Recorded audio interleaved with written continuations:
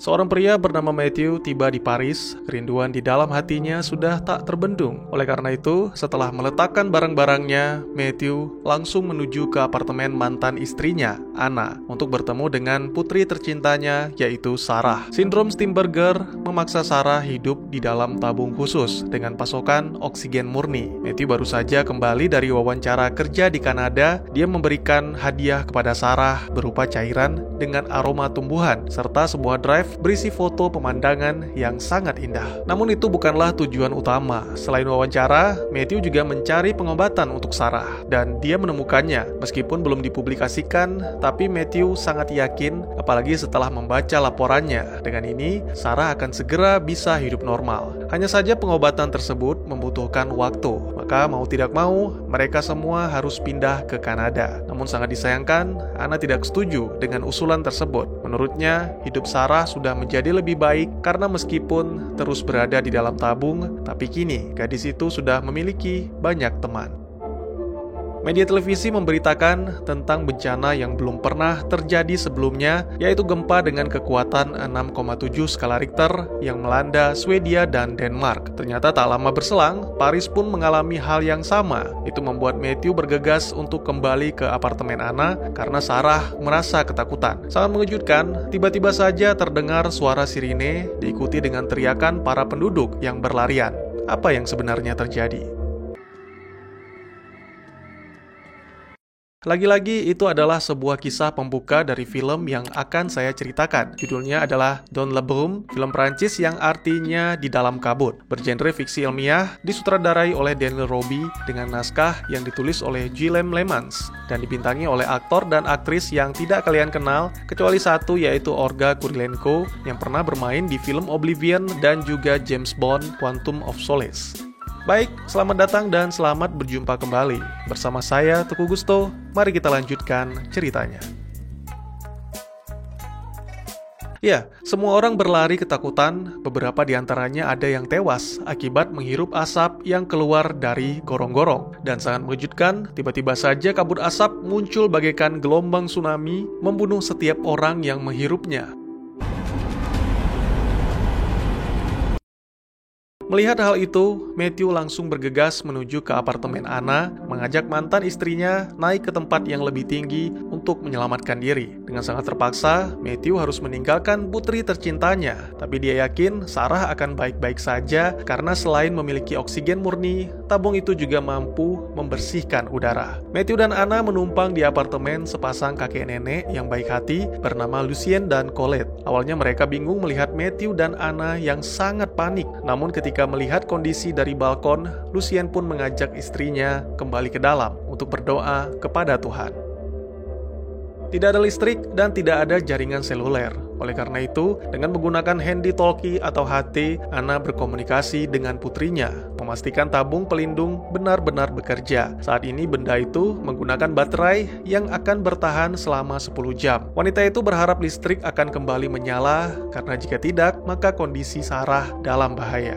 Sementara itu, Matthew memeriksa kondisi di luar dengan menggunakan teropong. Terlihat sejauh mata memandang, seluruh daerah itu seolah tenggelam. Sepertinya kabut asap sama sekali tidak terbawa angin. Begitu pula di dalam apartemen, kabut asap hanya mencapai beberapa anak tangga terakhir, tidak bergerak, tidak memiliki bau, tapi yang pasti sangat mematikan. Beberapa jam telah berlalu, namun listrik dan alat komunikasi masih lumpuh total. Ditambah lagi, tidak ada tanda-tanda dari tim penyelamat. Matthew tidak bisa menunggu lagi karena baterai tabung Sarah akan segera habis. Tapi masalahnya butuh waktu beberapa menit untuk mengganti baterai lalu kembali ke apartemen Lucien. Dan tidak mungkin Matthew bisa menahan nafas selama itu. Untungnya dia mengingat seorang pria tua bernama Belkacem yang selalu membawa tabung oksigen. Lokasinya tepat di bawah apartemen Lucien. Dengan berbekal palu dan senter, pria itu pun memberanikan diri untuk turun lewat jendela. Setelah berhasil memasang masker oksigen, Matthew mendengar kegaduhan di sebelah ruangan. Ternyata itu dari seekor anjing kecil yang ditinggal mati oleh induknya. Pria itu pun langsung menuju ke ruangan Sarah, mengganti baterai tabungnya, memberikan makanan dan juga alat komunikasi. Sangat disayangkan, Matthew tidak bisa berlama-lama di sana. Dia meminta Sarah untuk tetap kuat dan yakin bahwa bencana ini akan segera berakhir.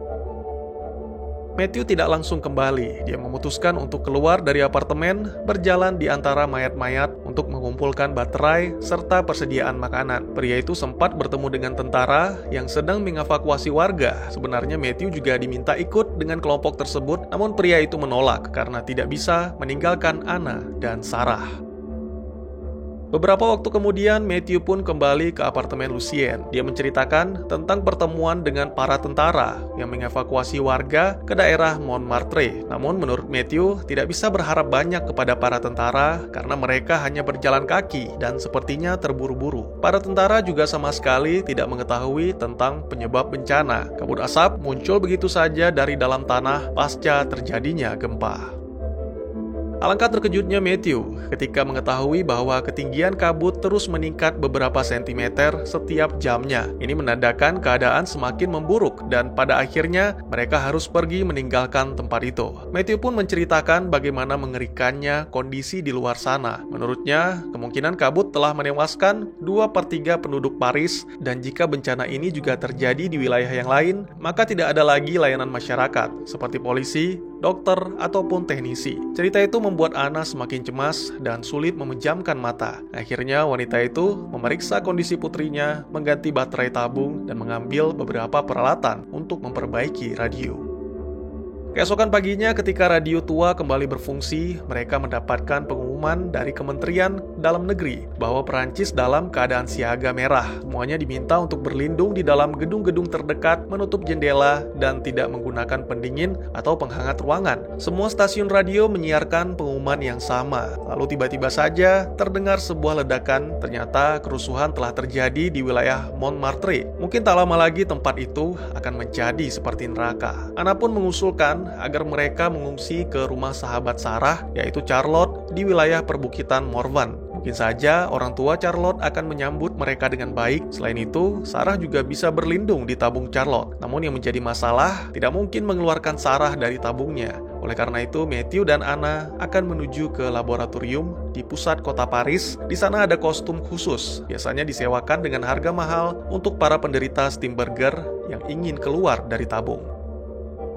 Matthew dan Anna menemui Sarah menjelaskan semua rencana mereka. Sarah meminta orang tuanya untuk menjemput Noe, salah satu sahabatnya, karena saat terjadinya gempa, orang tua Noe tidak berada di rumah. Sulit bagi Matthew dan Anna menolak permintaan tersebut, karena membayangkan bagaimana jika hal itu menimpa Sarah. Namun sayangnya, ketika tiba di kediaman Noe, mereka malah dikejar seekor anjing galak, hingga membuat Matthew terjatuh ke dalam sungai dan Anna terjebak di dalam bus. Untungnya di saat terakhir, tali anjing itu tersangkut, sehingga Anna bisa melarikan diri. Di tempat lain, Matthew juga berhasil selamat. Dia mengambil jaket dari mayat seorang pria, dan tak lama kemudian, Matthew dan Anna pun kembali bertemu. Sementara itu, Sarah dalam kondisi aman. Dia sedang bermain game dengan menggunakan HT bersama kakek Lucien. Kembali ke Matthew dan Anna, setelah melewati jalan yang penuh mayat, akhirnya mereka tiba di laboratorium pusat dan berhasil menemukan salah satu kostum Stimberger. Tapi perasaan lega mereka seketika sirna. Tiba-tiba saja terjadi ledakan di dalam lab yang membuat tubuh Matthew terluka dan selang oksigennya rusak. Mereka berdua pun terpaksa berbagi oksigen dan menuju ke lantai atas untuk mengobati luka Matthew. Oksigen di tabung Anna hanya tersisa sedikit, oleh karena itu Matthew memutuskan untuk tinggal. Tentunya Anna menolak keputusan tersebut, namun Matthew berjanji akan segera mencari jalan, lalu bersama-sama mereka akan membawa Sarah ke rumah Charlotte. Beberapa waktu kemudian, Anna pun tiba di depan apartemen Lucien. Wanita itu terpaksa menahan nafas untuk beberapa saat karena tabung oksigennya telah benar-benar kosong. Sangat disayangkan, perjuangannya berakhir sia-sia. Ternyata ledakan di laboratorium juga mengenai koper dan membakar kostum Stimberger di dalamnya.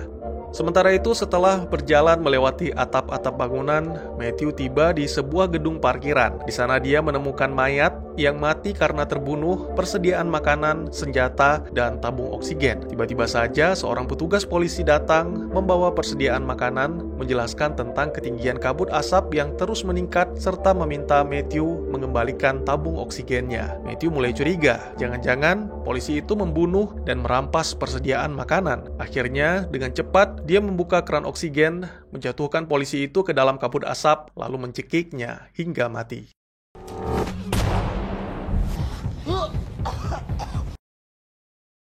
Kembali ke Anna, tiba-tiba saja Sarah menghubunginya, membicarakan tentang kehidupan setelah kematian dan Tuhan. Apakah Tuhan yang menyebabkan semua ini? Anna pun menjawab bahwa dirinya adalah seorang ilmuwan yang tidak mempercayai keajaiban atau sihir. Setiap aksi pasti akan menimbulkan reaksi. Begitu pula dengan kabut yang merupakan reaksi alami dari sesuatu. Sarah juga menceritakan tentang perasaan cintanya kepada Noe. Itu benar-benar membuat Anna terharu dan berharap Sarah dan Noe bisa hidup seperti remaja-remaja lain. Bunyi alarm menandakan daya pada tabung Sarah akan segera habis. Mengetahui hal itu, Lucian pun menawarkan diri untuk mengganti baterai tabung, namun Anna menolaknya karena kakek pemberani itu dan istrinya telah sangat baik mau menampung Anna dan Matthew. Tak lama kemudian, Anna pun nekat mendatangi putrinya tanpa mengenakan masker oksigen, mengganti baterai, dan langsung meninggalkan Sarah. Itu membuat Sarah benar-benar terkejut. Dia terus menghubungi ibunya, tapi sama sekali tidak ada jawaban. Tak lama kemudian, Matthew pun tiba di apartemen Anna dan pria itu mendengarkan teriakan putrinya yang terus memanggil sang ibu. Sarah menceritakan apa yang terjadi. Matthew pun bergegas menyusul Anna, namun sangat disayangkan sang mantan istri ditemukan tergeletak di tangga dalam keadaan tak bernyawa. Matthew sangat terpukul atas kematian Anna, apalagi dia harus menyampaikan kabar yang sangat menyayat hati ini kepada putrinya. Beberapa waktu kemudian tiba-tiba saja kembali terjadi gempa. Itu membuat kondisi semakin memburuk karena ketinggian kabut asap telah mencapai balkon dan bahkan terus meningkat. Satu-satunya jalan adalah mereka harus segera pergi dari sana. Dengan tabung oksigennya, Matthew berniat menuju ke sebuah mobil petugas medis dengan harapan bisa menemukan kostum Steamburger dan tabung oksigen untuk Lucien dan Colette. Namun kakek itu menolak niat baik Matthew. Kabut asap telah membunuh Remy, putra mereka. Maka Lucien dan Colette tidak memiliki alasan menyelamatkan diri untuk hidup lebih lama. Jagalah keluargamu baik-baik. Doa kami selalu bersamamu, Matthew. Sebuah ucapan perpisahan dari Lucien, lalu sepasang kakek nenek itu pun terbaring di ranjang, mensyukuri kehidupan mereka yang penuh dengan kebahagiaan. Matthew mencoba menenangkan Sarah yang masih berduka dan terus menyalahkan dirinya sendiri atas kematian sang ibu. Menurut Matthew, Sarah sama sekali tidak bersalah karena Anna hanya melakukan tugasnya sebagai orang tua. Kini giliran Matthew. Setelah menjelaskan rencananya dan meminta Sarah untuk bersiap, pria itu pun bergegas pergi menuju ke lokasi mobil yang sempat dilihatnya beberapa waktu yang lalu. Setelah mendapatkan kostum, Matthew langsung kembali ke apartemen. Dia bahkan nekat menggunakan sepeda motor di tengah-tengah kabut yang sangat tebal, hingga akhirnya kemunculan seorang pemuda membuat Matthew terkejut dan mengalami kecelakaan. Tak lama kemudian pria itu terbangun melanjutkan perjuangannya untuk kembali ke Sarah. Sayangnya seluruh tenaga telah habis dan luka yang diderita membuatnya terduduk lemas tak berdaya.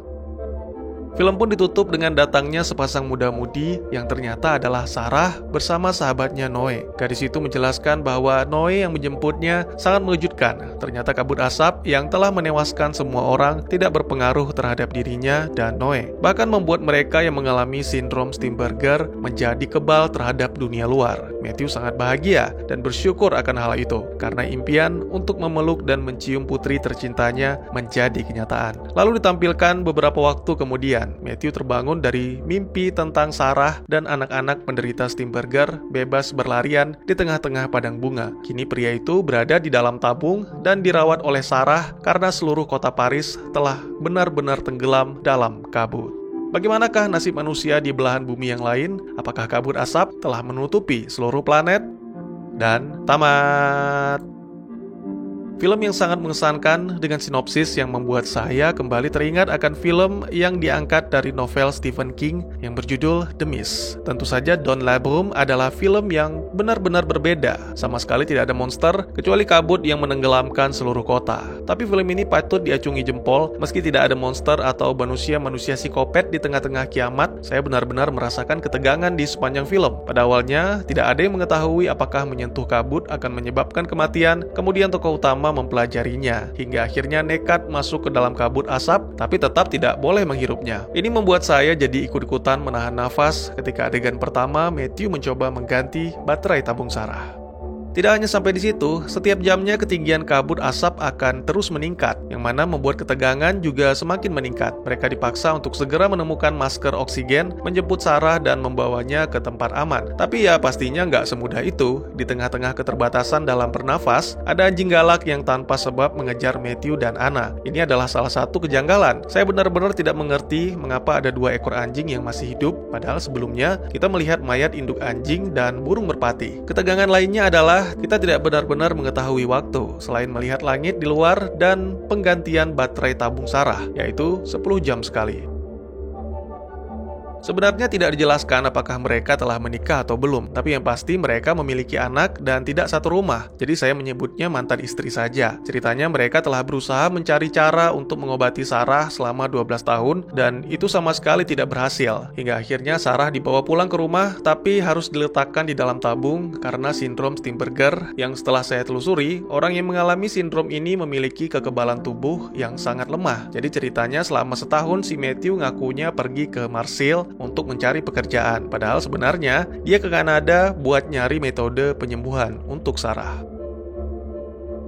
Sepasang kakek nenek baik hati, apalagi si kakek yang pemberani. Meskipun ujung-ujungnya ditolak sama Anna, tapi minimal sebagai pria sejati, Lucien sudah menawarkan diri untuk mengganti baterai tabung Sarah. Si nenek, yaitu Colette, tidak terlalu saya ceritakan karena dia mengalami Alzheimer. Mereka berdua memiliki seorang anak bernama Remy yang tinggalnya nggak jauh dari apartemen mereka. Nggak dijelaskan Remy laki-laki atau perempuan, tapi karena Lucien mengatakan kepada Matthew, aku memiliki seorang anak yang pintar seperti dirimu. Jadi saya pikir Remy adalah seorang pria.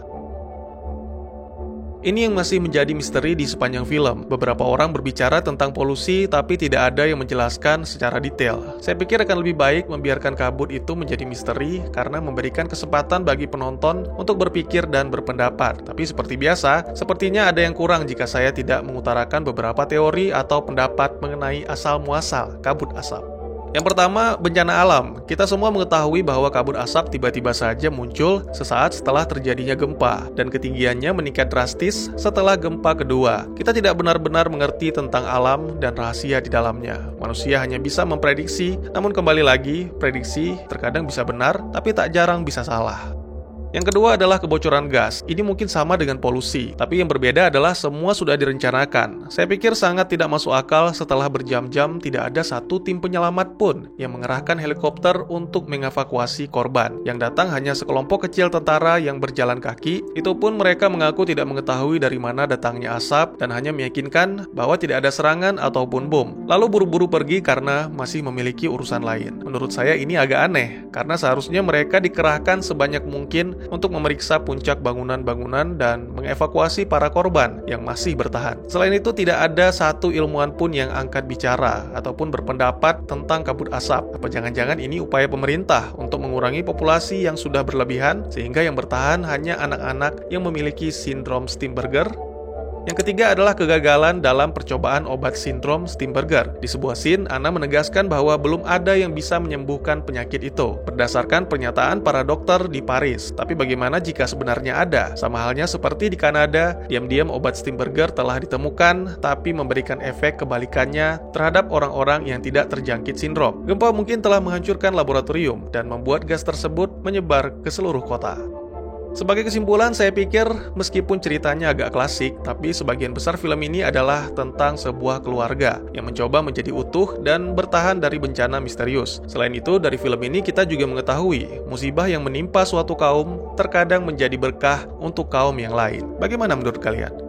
Bukan orang pintar ataupun sok tahu, saya hanya mengemukakan pendapat yang bisa menjadi bahan pertimbangan atau pemikiran kalian dalam memahami film. Tidak ada yang mengetahui benar atau salah selain sutradara dan penulis naskah. Oleh karena itu, saya mohon maaf jika memang ada kesalahan dari informasi yang saya sampaikan. Dan juga bagi teman-teman yang punya teori tentang film ini ataupun ingin berdiskusi, atau mungkin juga teman-teman punya referensi film lain untuk kita review, silakan tuliskan di kolom komentar atau bisa DM ke Instagram saya di @teguhgusto. Insyaallah pasti akan saya baca. Mari kita jadikan kolom komentar sebagai sarana penambah wawasan dan menciptakan jalinan persaudaraan, bukannya malah menjadikannya sebagai tempat pembulian dan menciptakan permusuhan. Sekian dulu videonya dan jangan lupa untuk dukung terus channel ini dengan cara share, like, dan subscribe karena dukungan dari kalian sangat berharga bagi saya demi perkembangan channel ini. Saya Gusto, sampai jumpa di video selanjutnya. Tetap semangat, tetap bersyukur setiap hari. Dadah!